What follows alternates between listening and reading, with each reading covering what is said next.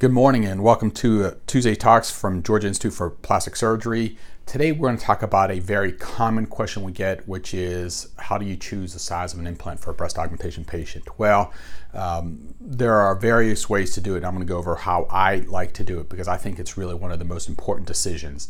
And what one person thinks is reasonable, another person may think is unreasonable. So to that end, I put a lot of the onus on the patient. So how do I do that? When a patient comes in for an augmentation, I have them try on sizers. I want them to try on sizers which will mimic what the implant will look like once it's been implanted.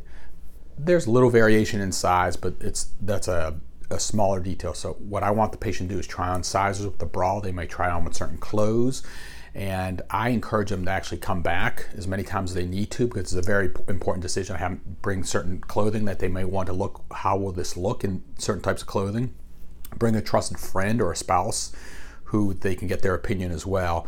And changing sizes before doing surgery is relatively easy. It's just a matter of ordering implants. But I always tell them, changing size after surgery, that's a big deal because it's another surgery and additional expense. So I think it's a very important decision. They spend a lot of time with patients making sure that they understand that if they tell me one thing and they pick a size that's completely opposite, for example, I don't want to look too obvious and they pick a very large implant, well, those things don't coincide. But if they tell me I don't want to look too obvious and they pick a moderate size implant, those things do coincide. So that's where I have my,